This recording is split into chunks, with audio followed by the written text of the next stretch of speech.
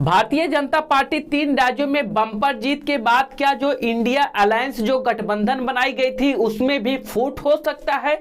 तो दोस्तों, India alliance की 6 दिसंबर को बैठक होने वाली थी दिल्ली में, और उस बैठक में ममता बनर्जी को बुलाने में सहमति नहीं दी गई। और ममता बनर्जी से जब यह सवाल पूछा गया कि क्या 6 दिसंबर की बैठक में आप दिल्ली में जाएंगी, तो उन्होंने साफ कह दिया कि हमें पता ही नहीं है कि 6 दिसंबर दिल्ली में बैठक है इंडिया गठबंधन की। हमें पता होता तो हम वेस्ट बंगाल में अपना प्रोग्राम नहीं रखते। और दोस्तों, उनको बुलाने में सहमति नहीं दी गई। इस पर क्या स्टेटमेंट दे रही हैं सीएम ममता बनर्जी जी। दोस्तों, वह भी स्टेटमेंट आप अपने स्क्रीन पर सुन सकते हैं। मेरे को पता जिसमें नहीं है उसमें आप क्यों हमको पूछ रहा है? मेरे को पता नहीं है, मेरे को जानकारी नहीं है, इसी के लिए मैंने बाहर में प्रोग्राम रख दिया नॉर्थ बंगाल टूर में।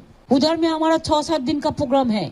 तो मेरे को जानकारी होता तो हम थोड़ा ही प्रोग्राम रखता, हम जरूर जाते, लेकिन हमारे पास कोई जानकारी नहीं है, इसी के लिए हम नॉर्थ बंगाल टूर में जा रहा है। इंडिया ही अलायंस में शामिल अखिलेश यादव जी ने जब इंडिया गठबंधन से दूरी बनाई तो उन्होंने कांग्रेस पार्टी पर निशाना साधा कि कांग्रेस पार्टी को वोट मत दीजिएगा, क्योंकि कांग्रेस पार्टी बहुत ही चालू पार्टी है। इंडिया अलायंस की दूरी बनाने की वजह उनकी यही थी कि कमलनाथ जी का वो स्टेटमेंट कि उन्होंने कहा था मैं अखिलेश को नहीं जानता हूं। इसके बाद से समाजवादी पार्टी के मुखिया अखिलेश यादव हैं, वह गठबंधन से दूरी बनाए। उन्होंने अपील किया कि कांग्रेस पार्टी को वोट मत दीजिएगा, कांग्रेस पार्टी चालू पार्टी वो हमें नहीं पहचान सकी, तो फिर जीतने के बाद क्या आप लोगों की पहचानेगी। अखिलेश यादव जी का पुराना स्टेटमेंट भी आप अपने स्क्रीन पर सुन सकते हैं। दोस्तों, कांग्रेस को भी वोट मत देना, बहुत चालू पार्टी है कांग्रेस, सावधान रहोगे कि नहीं रहोगे।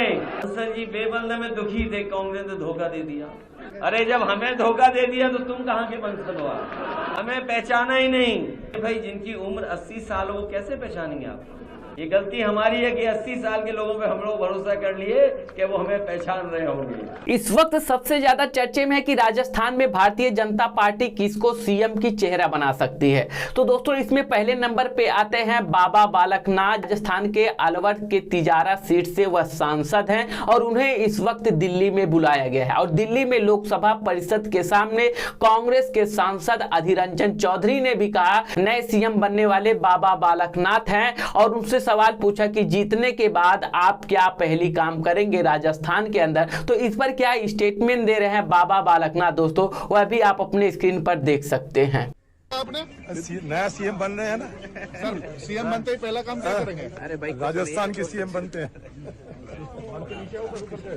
आपने नया सीएम बन रहे हैं ना सर, सीएम बनते ही पहला काम क्या करेंगे? अरे भाई, राजस्थान के सीएम बनते हैं। इसको लेकर भारतीय जनता पार्टी के पूर्व सीएम वसुंधरा राजे भी भारतीय जनता पार्टी के इस फैसले से वह नाराज भी दिख रही हैं। से बाबा बालकनाथ को दिल्ली में बुलाया गया है, वहीं वसुंधरा राजे अपने घर पे डिनर के लिए विधायकों को बुला रही हैं। दोस्तों, बात करें छत्तीसगढ़ की चुनाव को लेकर, जहां भारतीय जनता पार्टी के उम्मीदवार ईश्वर साहू ने एक नॉर्मल फैमिली से बिलोंग करने वाला कांग्रेस पार्टी के रविंदर चौबे को बुरी तरीके से हरा दिया। पेरनपुर गांव में एक हिंसा हुई थी और उस हिंसा के दौरान जो ईश्वर साहू के बेटे भुवनेश्वर साहू है उनकी हत्या हो गई थी। उसके बाद से जो राज्य सरकार है उन्होंने एक घोषणा जारी किया कि 10 लाख रुपया मुआवजे के तौर पे और एक सरकारी नौकरी देने के ऐलान किया, जो कि ईश्वर साहू ने उसको लेने से इनकार कर दिया और वह न्याय की मांग किए। उसके बाद से भारतीय जनता पार्टी ने उनको एक उम्मीदवार बना के छत्तीसगढ़ के विधानसभा का टिकट देकर उनसे चुनाव लड़वाया, जो एक बम्पर जीत किया और जो कांग्रेस पार्टी के उम्मीदवार रविंदर चौबे हैं उनको मात दिया। दोस्तों, हमारे भाई ईश्वर साहू एक प्रत्याशी नहीं है, ईश्वर साहू प्रतीक है न्याय की लड़ाई का। सांप्रदायिक तत्वों ने भाई ईश्वर साहू के बेटे भुवनेश्वर को लॉन्च कर मार डाला।